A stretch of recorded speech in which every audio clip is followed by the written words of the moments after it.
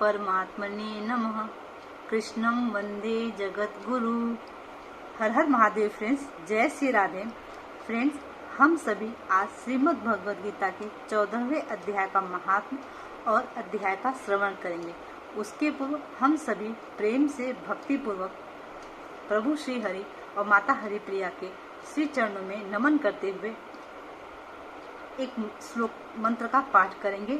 शांताकारं भुजगशयनं पद्मनाभं सुरेशं विश्वाधारं गगनसदृशं मेघवर्णं शुभांगं लक्ष्मीकान्तं कमलनयनं योगिविज्ञानगम्यं वंदे विष्णु भवभयहरणं सर्वलोकैकनाथम्। फ्रेंड्स, अब हम सभी श्रीमद् भगवद गीता के 14वें अध्याय का महात्म्य श्रवण करेंगे। मेरी आपसे रिक्वेस्ट है कि महात्म्य सब इजी होता है, स्टोरी होती है, आप सभी को समझ में आ जाती है, परंतु अध्याय थोड़ा टफ होता है, वो समझ में जल्दी नहीं आता है। तो आप एटलीस्ट 2 से 3 बार अध्याय को रीड करें और अगर आपको अच्छा लगे तो आप लाइक करें वीडियो को, और साथ में अगर आप और भी डिवोटीज पता है जो श्रीमद् भगवद गीता का महात्म्य अध्याय सुनना चाहते हैं, उनका शेयर करें। पर एक रिक्वेस्ट है मेरी, यहाँ प्रभु की वाणी है, श्रीमद् भगवद गीता उन्हीं को सुनानी चाहिए जो भक्त हैं, जो सुनना चाहते हैं, और भक्त को हमें नहीं सुनानी चाहिए। अगर किसी का इच्छा नहीं है सुनने की तो आप प्लीज उसे फोर्स नहीं करेंगे। चलिए स्टार्ट करते हैं आज का महात्म्य। कर्पूर गौरम करुणावतारम संसार सारम भुजगेन्द्रहारम सदा वसंतम हृदयारविंदे भवम भवानी सहितम नमामि। श्री महादेव जी कहते हैं, पार्वती, अब मैं भव बंधन से छुटकारा पाने के साधनभूत 14वें अध्याय का महात्म्य बतलाता हूँ, तुम ध्यान देकर सुनो। सिंहल द्वीप में विक्रम बेताल नामक एक राजा थे जो सिंह के समान पराक्रमी और कलाओं के भंडार थे। एक दिन वे शिकार खेलने के लिए उत्सुक होकर राजकुमारों सहित 2 कुतियों को साथ लिए वन में गए। वहां पहुंचने पर उन्होंने तीव्र गति से भागते हुए खरगोश के पीछे अपनी कुतियां छोड़ दी। उस समय सब प्राणियों के देखते देखते खरगोश इस प्रकार भागने लगा मानो कहीं उड़ गया हो। दौड़ते दौड़ते बहुत थक जाने के कारण वह एक बड़ी गहरे खड्डे में गिर पड़ा। गिरने पर भी वह कुतियों के हाथ नहीं आया और उस स्थान पर जा पहुंचा जहां का वातावरण बहुत ही शांत था। वहां हरिण निर्भय होकर के सब और वृक्षों के छाया में बैठे रहते थे। बंदर भी अपने आप टूट टूट कर गिरे हुए नारियल के फलों और पके हुए आमों से पूर्ण तृप्त रहते थे। वहां सिंह हाथी के बच्चों के साथ खेलते और सांप निडर होकर मोर की पाखों में घुस से जाते थे। उस स्थान पर एक आश्रम के भीतर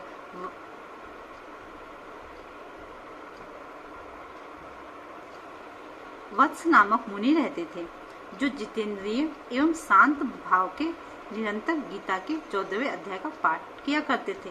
आश्रम के पास ही वत्स मुनि के किसी शिष्य ने अपना पैर धोया। ये भी 14वें अध्याय का पाठ करने वाले थे। उसके जल से वहां की मिट्टी गीली हो गई। खरगोश का जीवन कुछ शेष था। वह हाँफता हुआ आकर उसी कीचड़ में गिर पड़ा। उसके स्पर्श मात्र से ही खरगोश दिव्य विमान पर बैठकर स्वर्गलोक को चला गया। फिर कुतिया भी उसका पीछा करती हुई आई। वहां उसके शरीर में भी कुछ कीचड़ के छींटे लग गए। फिर भूख प्यास की पीड़ा से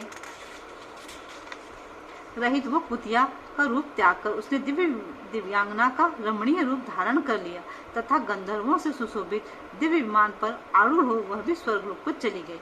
यह देख मुनि के मेधावी शिष्य स्वकंधर हंसने लगे। उन दोनों के पूर्व जन्म के वैर का कारण सोचकर उन्हें बड़ा विस्मय हुआ। उस समय राजा के नेत्र भी आश्चर्यचकित हो उठे। उन्होंने बड़ी भक्ति के साथ प्रणाम करके पूछा, विप्रवर, नीच योनि में पड़े हुए दोनों प्राणी कुतिया और खरगोश ज्ञानहीन होते हुए भी जो स्वर्ग में चले गए, इसका क्या कारण है? इसकी कथा सुनाइए।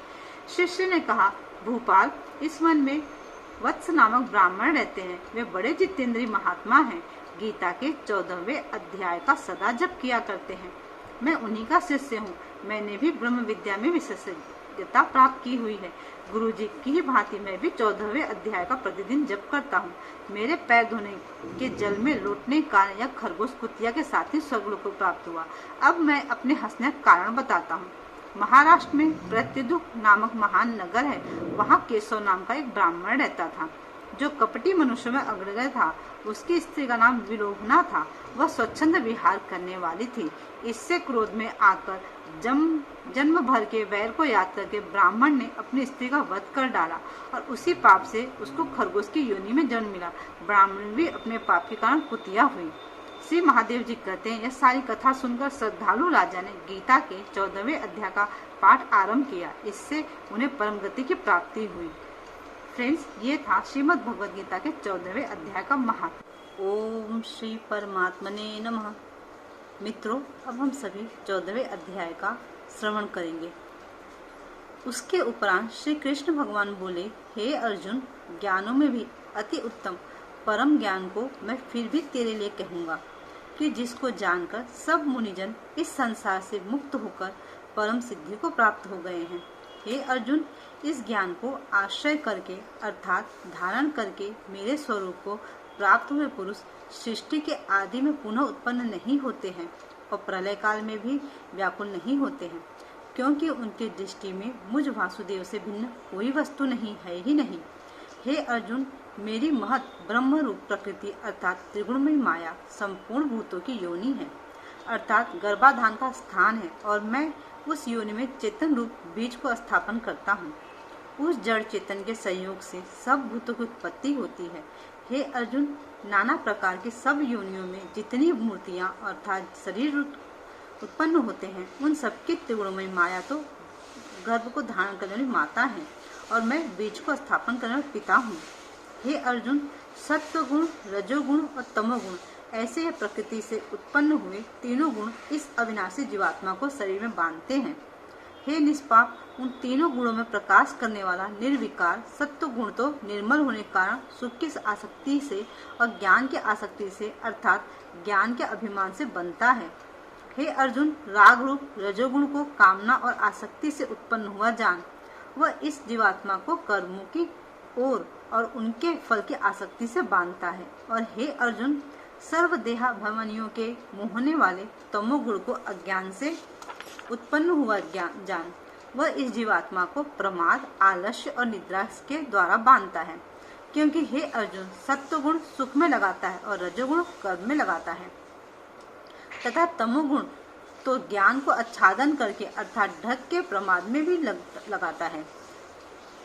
और हे अर्जुन, रजोगुण और तमोगुण को दबाकर सत्वगुण होता है अर्थात बढ़ता है तथा रजोगुण और सत्वगुण को दबाकर तमोगुण बढ़ता है। वैसे ही तमोगुण और सत्वगुण को दबाकर रजोगुण बढ़ता है। इसलिए जिस काल में इस देह में तथा अंतःकरण और इंद्रियों में चेतना और बोध शक्ति उत्पन्न होती है, उस काल में ऐसा जानना चाहिए कि सत्वगुण बढ़ा हुआ है। और हे अर्जुन, रजोगुण के बढ़ने पर लोभ और प्रवृत्ति अर्थात सांसारिक चेष्टा, सब प्रकार के कर्मों का स्वार्थ बुद्धि से आरंभ एवं अशांति अर्थात मन की चंचलता और विषय भोगों की लालसा, यह सब उत्पन्न होते हैं। तथा हे अर्जुन, तमोगुण के बढ़ने पर अंतःकरण और इंद्रियों में अप्रकाश एवं कर्तव्य कर्म में अप्रवृत्ति और प्रमाद अर्थात व्यर्थ चेष्टा और निंद्रादि अंतःकरण की मोहनी वृत्तियां, यह सभी उत्पन्न होते हैं। हे अर्जुन, जब यह जीवात्मा सत्व गुण की वृद्धि में मृत्यु को प्राप्त होता है, तब तो उत्तम कर्म करने वाले के मल रहित अर्थात दिव्य स्वर्गादि लोकों को प्राप्त होता है। रजोगुण के बढ़ने पर अर्थात जिस काल में रजोगुण बढ़ता है, उस काल में मृत्यु को प्राप्त होकर कर्मों की आसक्ति वाले मनुष्य में उत्पन्न होता है। तथा तमोगुण के बढ़ने पर मरा हुआ पुरुष कीट, पशु आदि मूढ़ योनियों में उत्पन्न होता है, क्योंकि सात्विक कर्म का तो सात्विक अर्थात सुख, ज्ञान और वैरागिक निर्मल फल कहा है और राजस कर्म का फल दुख एवं तामस कर्म का फल अज्ञान कहा है। सत्व गुण से ज्ञान उत्पन्न होता है, रजोगुण से निस्संदेह लोभ उत्पन्न होता है तथा तमोगुण से प्रमाद और मोह उत्पन्न होते हैं और अज्ञान भी होता है। इसलिए सत्व गुण में स्थित हुए पुरुष स्वर्गादि उच्च लोकों को जाते हैं और रजोगुण में स्थित राजस पुरुष मध्य में अर्थात मनुष्य लोक में ही रहते हैं एवं तमोगुण के कार्य रूप निंदा, प्रमाद, आलस्य आदि में स्थित हुए तामस पुरुष अधोगति को अर्थात कीट, पशु आदि नीच योनियों को प्राप्त होते हैं। हे अर्जुन, जिस काल में दृष्टा अर्थात समष्टि चेतन में एक ही भाव से स्थित हुआ साक्षी पुरुष तीनों गुणों के सिवा अन्य किसी को करता नहीं देखता है, अर्थात गुण ही गुणों में बरतते हैं ऐसा देखता है। और तीनों गुणों से अति परे सच्चिदानंद घन स्वरूप मुझ परमात्मा को तत्व से जानता है, उस काल में वह पुरुष मेरे स्वरूप को प्राप्त होता है। तथा यह पुरुष इन स्थूल शरीर की उत्पत्ति के कारण तीनों गुणों को उल्लंघन करके जन्म मृत्यु वृद्धावस्था और सब प्रकार के दुखों से मुक्त होता हुआ परमानंद को प्राप्त होता है। इस प्रकार भगवान के रहस्ययुक्त वचनों को सुनकर अर्जुन ने पूछा, हे पुरुषोत्तम, इन तीनों गुणों से अतीत हुआ पुरुष किन किन लक्षणों से युक्त होता है और किस प्रकार के आचरणों वाला होता है, तथा हे प्रभु, मनुष्य किस उपाय से इन तीनों गुणों से अतीत होता है। इस प्रकार अर्जुन के पूछने पर श्री कृष्ण भगवान बोले, हे अर्जुन, जो पुरुष सत्व गुण के कार्य रूप प्रकाश को और रजोगुण के कार्य रूप प्रवृत्ति को तथा तमोगुण के कार्य रूप मोह को भी न तो प्रवृत्त होने पर बुरा समझता है, न निवृत्त होने पर उनकी आकांक्षा करता है, तथा जो साक्षी के सदृश स्थित हुआ गुणों के द्वारा विचलित नहीं किया जा सकता है और गुण ही गुण में बरतते हैं ऐसा समझता है, जो सच्चिदानंद घन परमात्मा को एक ही भाव में स्थित रहता है एवं उस स्थिति से चलायमान नहीं होता है, जो निरंतर आत्म भाव में स्थित हुआ दुख सुख को समान समझने वाला है, तथा मिट्टी पत्थर और सुवर्ण में समान भाव वाला और धैर्यवान है, तथा जो प्रिय और अप्रिय को बराबर समझता है और अपनी निंदा स्तुति में भी समभाव वाला है, तथा जो मान और अपमान में सम है एवं मित्र और वैरी के पक्ष में भी सम है, वह संपूर्ण आरंभों में कर्तापन के अभिमान से रहित हुआ पुरुष गुणातीत कहा जाता है। और जो पुरुष अव्यभिचारी भक्ति रूप योग के द्वारा मेरे को निरंतर भजता है, वह इन तीनों गुणों से अच्छी प्रकार उल्लंघन करके सच्चिदानंद घन ब्रह्मा में एक ही भाव होने के लिए योग्य होता है। हे अर्जुन, उस अविनाशी परम ब्रह्मा का और अमृत का तथा नित्य धर्म का और अखंड एक रस आनंद का मैं ही आश्रय हूँ, अर्थात उपयुक्त ब्रह्मा, अमृत, अव्यय और शाश्वत धर्म तथा एकांतिक सुख, यह सब मेरे ही नाम है, इसलिए इनका मैं परम आश्रय हूँ।